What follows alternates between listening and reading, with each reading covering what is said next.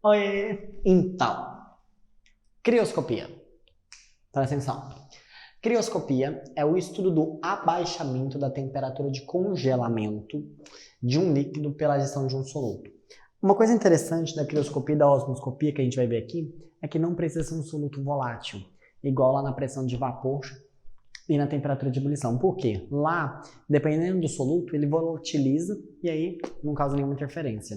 Já aqui não. Se o soluto for volátil ou não, ele já causa diferença. Mas, de qualquer forma, elas entram na propriedade coligativa porque se você adicionar soluto não volátil, vai alterar, e se você adicionar soluto não volátil, vai alterar, certo? Mas uma curiosidade é que se você adicionar solutos voláteis, também vai ocorrer esses fenômenos, certo?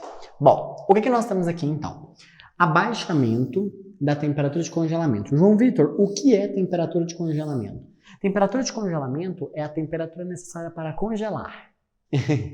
Tô brincando. É a temperatura de fusão. É a temperatura necessária do sólido para o líquido? Não, de solidificação. É o inverso, mas que acaba sendo igual. A mesma temperatura que ele funde é a mesma temperatura que ele congela. Igual, o gelo, ele funde a 0 graus Celsius. Mas ele também congela a 0 graus, dependendo se você está fornecendo energia ou retirando energia. Mas enfim, a temperatura de congelamento é a temperatura de solidificação. Então, quando você adiciona um soluto não volátil no seu sistema, você abaixa a temperatura de solidificação, ou seja, o sistema vai precisar de uma temperatura menor ainda. E isso tem uma consequência. Você já viu, por exemplo, que nos países mais frios, lá no hemisfério norte, quando neva, eles jogam sal nas rodovias? Por que eles fazem isso? Para derreter a neve. Por que a neve derrete? Simples. Você adiciona um soluto e abaixa a temperatura de congelamento. Ou seja, aquele solvente vai precisar de uma temperatura menor para ficar sólido. Só que o ambiente não diminui a temperatura. Então, o que vai acontecer? Ele, por exemplo, precisa de menos 5 graus Celsius agora que eu joguei o sal. Só que o meio ainda está em 0. Então, como ele precisa de uma temperatura menor e o meio não tem para fornecer, ele derrete. Então, a crioscopia é justamente o estudo do abaixamento da temperatura de congelamento de uma solução. Quando você adiciona um soluto, consequentemente, você diminui a temperatura de congelamento, certo? Temperatura de solidificação. Logo, você precisa de uma temperatura mais baixa para manter esse sistema no estado sólido. Já a osmoscopia é o estudo do aumento da pressão osmótica de um líquido pela adição de um soluto. Para a gente entender isso aqui, a gente tem que entender o que é pressão osmótica. Só que para a gente falar de pressão osmótica, vamos definir o que é osmose? Vocês já devem ter visto esse conceito na biologia, hein?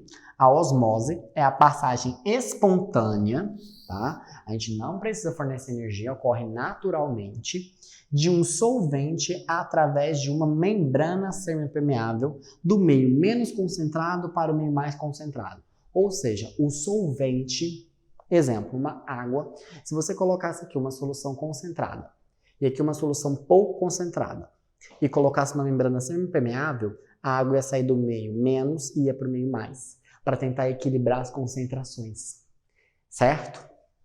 Isso é chamado de osmose, é a passagem natural, certo? Do solvente do meio mais diluído para o meio mais concentrado.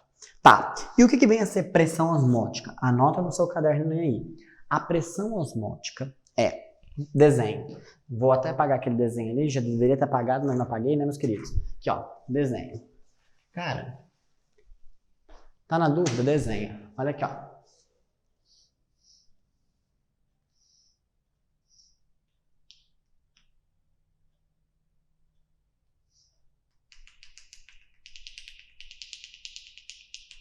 Observem. Esse meio está mais concentrado. Então, a água vai passar aqui, certo? Deixa eu pegar um giz que vai, um outro giz de outra cor que eu acho que vai ficar melhor para vocês. Prestem atenção. Ó, tende a passar por aqui, certo?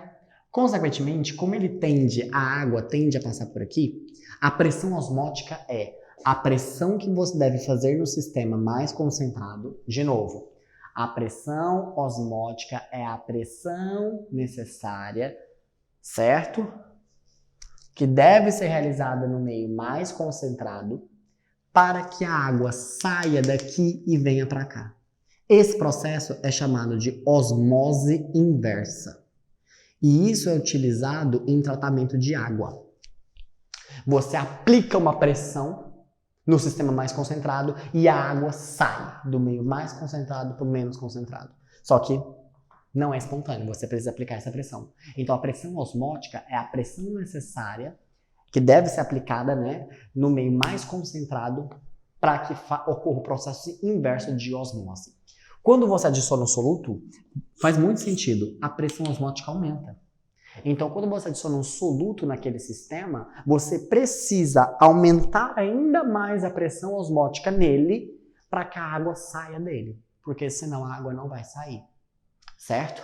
Então, resumindo, o que nós temos? Antes de resumir, hein? Então, quando nós falamos de osmose inversa, é a passagem da água do meio mais concentrado para o meio menos concentrado. É um processo não espontâneo. E como que acontece isso? É você fornecendo uma pressão osmótica. Nos livros, nos artigos, a pressão osmótica recebe o sinal de π, tá? π, pressão osmótica. Então, quando você adiciona mais soluto aqui, ó, você aumenta ainda mais a pressão osmótica, ou seja, a pressão necessária para que ocorra o processo inverso. Beleza? Bom, então o que nós vimos? Basicamente, propriedades coligativas são as propriedades que são alteradas pela adição de um soluto não volátil. Quais são elas? Tonoscopia, que estuda o abaixamento da pressão de vapor pela adição de um soluto não volátil. Ebuloscopia, que é aquele estudo do aumento da temperatura de ebulição pela adição de um soluto não volátil. A crioscopia, que é o abaixamento da temperatura de congelamento ou solidificação pela adição de um soluto. E osmoscopia é o estudo do aumento da pressão osmótica, ou seja, aquela pressão necessária para que ocorra o processo inverso de osmose pela adição de um soluto. Uma vez guardado isso, finalizamos o módulo. Vocês estavam achando que eu ia embora sem um macete, né? Aguardem. Eu disse que esse curso aqui era para facilitar a vida de vocês. Vocês estão achando que vocês vão embora sem um macete. Pera. A gente viu que quando a gente aumenta o número de partículas do soluto, a gente diminui a pressão máxima de vapor, que é chamado de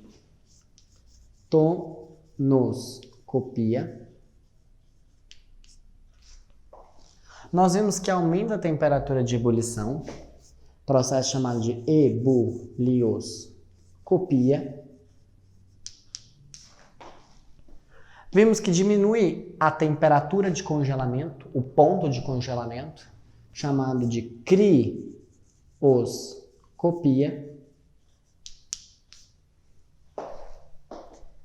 E vimos que aumenta a pressão osmótica, ou seja, osmoscopia. Tá, João Vitor? Até aí nenhum macete. Tudo bem. Esse macete foi feito para você.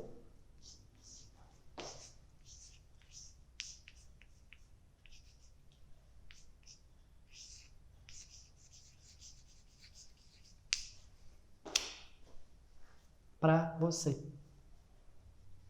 João Vitor, eu não entendi. Pega o chapéuzinho. Sobe, desce. Sobe, desce.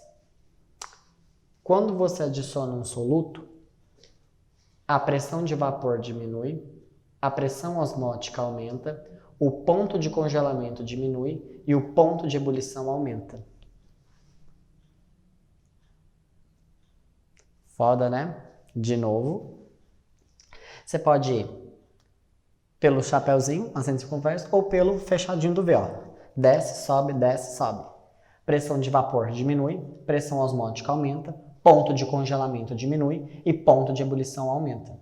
Quando você adiciona um soluto não volátil.